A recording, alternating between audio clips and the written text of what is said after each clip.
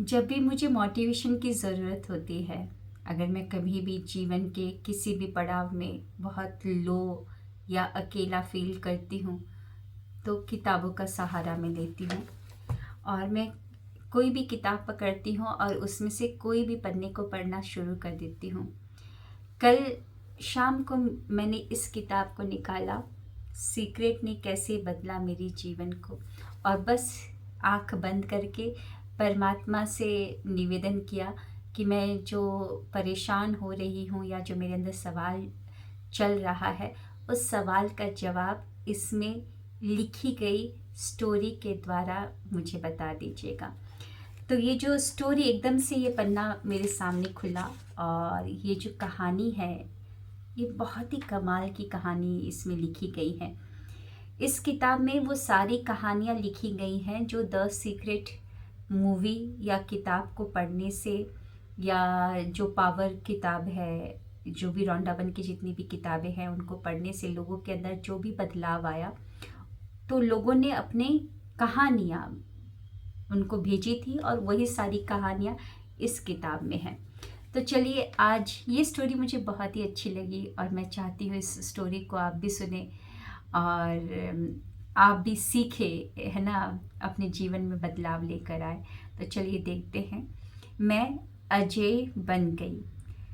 मैं 32 साल की थी और मेरा कुछ समय पहले ही तलाक हुआ था। तभी मेरा मासिक धर्म असमय ही बंद हो गया। मुझे अब भी याद है, डॉक्टर मुझे तसल्ली देते हुए बुदबुदा रहा था, यह सबसे कम उम्र का मामला है जो मैंने देखा है। मैं कई दिनों, हफ्तों, महीनों तक रोती रही क्योंकि अब मैं माँ नहीं बन सकती थी।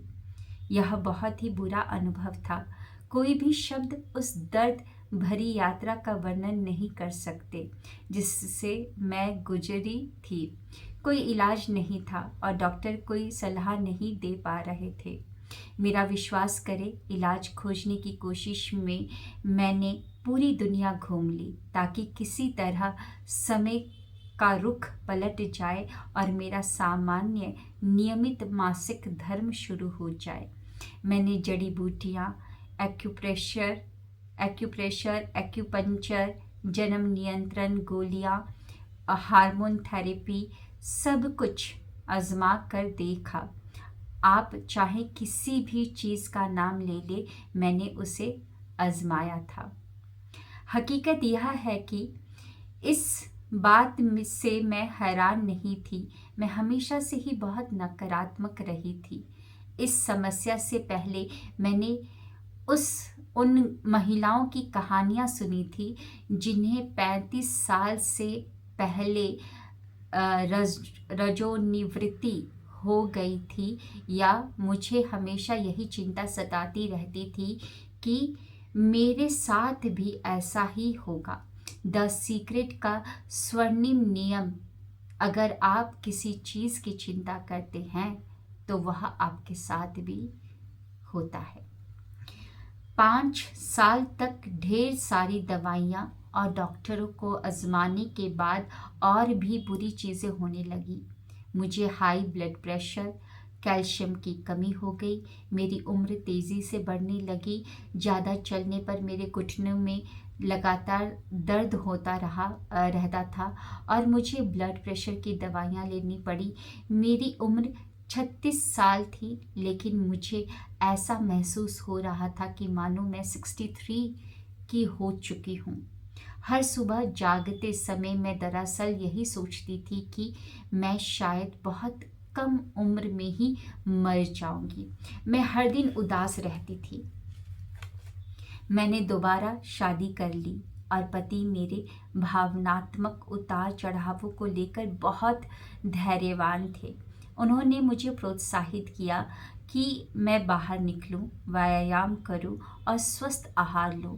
एक समय ऐसा आया जब मैंने अपने शरीर को आराम देने के लिए हार्मोन की गोलियां बंद करने का निर्णय लिया।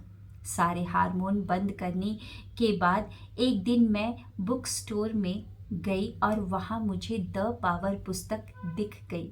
मैं पहले द सीक्रेट पढ़ चुकी थी, लेकिन उसे पढ़ने पर मैंने सोचा था कि इस बार अमल करने में कोई तुक नहीं है, क्योंकि मैं बहुत ही नकारात्मक इंसान हूँ।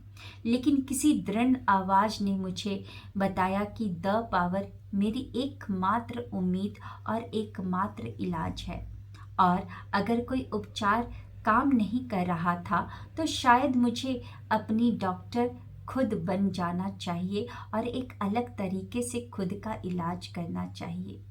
मैंने पुस्तक पढ़ी और इसने मुझे तुरंत ही जकड़ लिया। मैंने ऑडियो बुक खरीदी और हर दिन इसे सुनने लगी।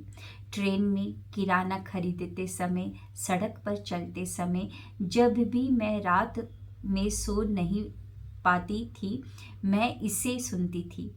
इस पुस्तक में बताया गया था कि मैं जीवन में कुछ भी कर सकती हूँ और अपनी हर मनचाही चीज़ पा सकती हूँ। जब भी मैं यह बात सुनती थी, मैं हर बार रोने लगती थी। फिर मैंने सकारात्मक चिंतन और कल्पना का अभ्यास शुरू कर दिया। मैंने कल्पना की कि मेरी रक्त वाहिनियाँ, यानी कि जो नाड़ियाँ हैं, सामान्य और मजबूत हैं। मैंने कल्पना की कि मैं कोई दवा नहीं ले रही हूँ, लेकिन इसके बावजूद मेरा ब्लड प्रेशर सामान्य और स्वस्थ है। मैंने कल्पना की कि मैं चारों तरफ दौड़ रही हूँ, लेकिन मुझे घुटनों में कोई दर्द महसूस नहीं हो रहा है। और मैंने कल्पना की कि मेरा मासिक धर्म सामान्य है। मैंने जिंदगी में पहली बार हर पल प्रेम महसूस किया। अब मैं छोटी छोटी चीज़ों को लेकर उदास नहीं होती थी। मैं धन्य और खुश महसूस करती थी कि मैं अपने प्रिय लोगों से घिरी हूँ और खुशी देने वाली जगह पर हूँ। 3 महीने बाद मैंने सारी दवाइयाँ छोड़ दी। इस बात को कई महीने बीत गए हैं, लेकिन मेरा ब्लड प्रेशर सामान्य है। मेरे घुटनों में भी कोई दर्द नहीं होता, और सबसे अविश्वसनीय बात, मेरा मासिक धर्म पुनः शुरू हो चुका है।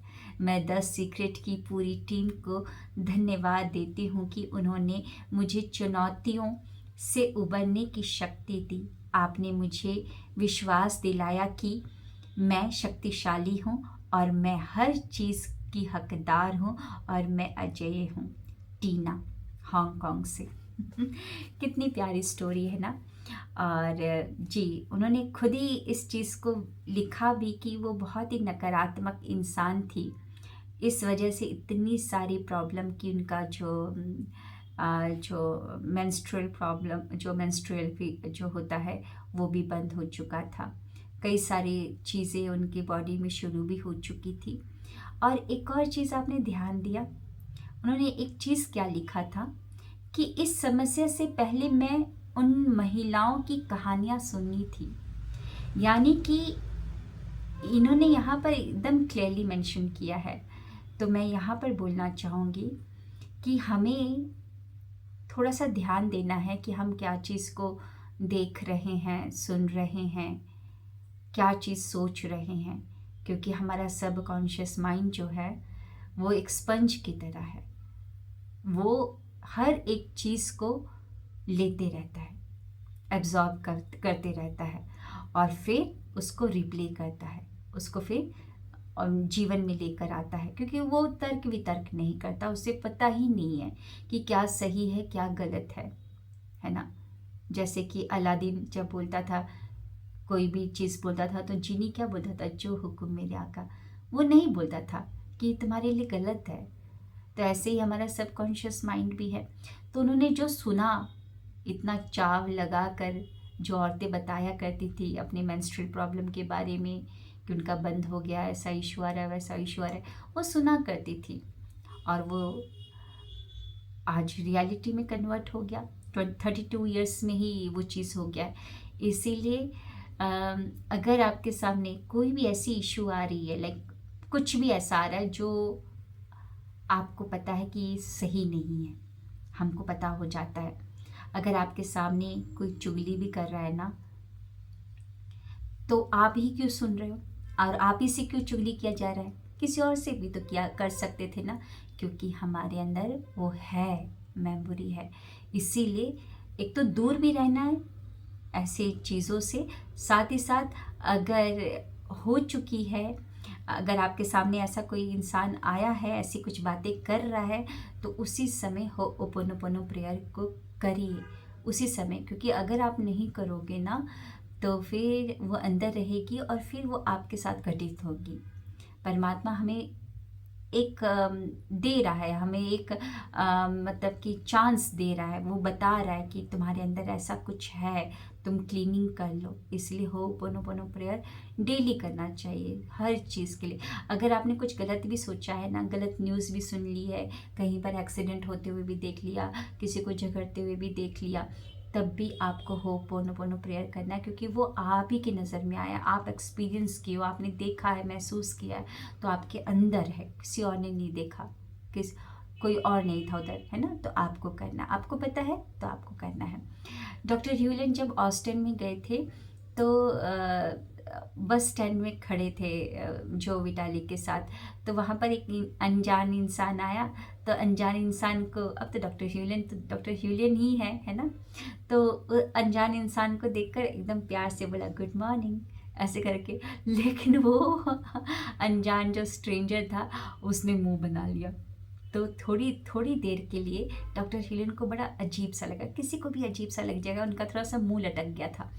तो उन्होंने जो विटाली को बोला, जो उनके साथ थे, कि देखो जो उनको जो बोलते थे, देखो जो मेरे अंदर अभी भी कुछ है ना, कि मुझे बुरा लग गया, उसने जो किया मुझे बुरा लग गया, मेरे अंदर अभी भी कुछ है कि मैंने उसको इतने प्यार से गुड मॉर्निंग बोला, लेकिन उसने ऐसा रिप्लाई दिया, है ना। डॉक्टर ह्यूलन तो कितने सालों से अपनी क्लींजिंग कर रहे थे, है ना। तो ये चीज़ को करना है, और बहुत अच्छी स्टोरी लिखी हुई है। और लास्ट में इन्होंने क्या लिखा, मतलब बताया भी है कि मुझे ये विश्वास दिलाने के लिए कि मैं शक्तिशाली हूँ और मैं हर चीज़ की हकदार हूँ, मैं अजय हूँ। बिल्कुल आप शक्तिशाली हैं, आप हर एक बेहतरीन चीज़ की जो इस दुनिया में घटित हो रही है, उन सारी चीज़ों के आप हकदार हो। तो अपने अंदर की उस शक्ति को पहचानिए और लग जाइए, है ना। ग्रैटिट्यूड करने में इन्होंने क्या बोला, इन्होंने दो चीज़ों को पकड़ा कि ग्रैटिट्यूड एंड कल्पना करना शुरू कर दिया था, विजुअलाइजेशन करना शुरू कर दिया था। तो कैसी लगी आपको भी ये कहानी? मुझे तो बहुत अच्छी लगी। तो बताइएगा ज़रूर, और मिलते हैं ऐसी एक और कहानी में। Thank you.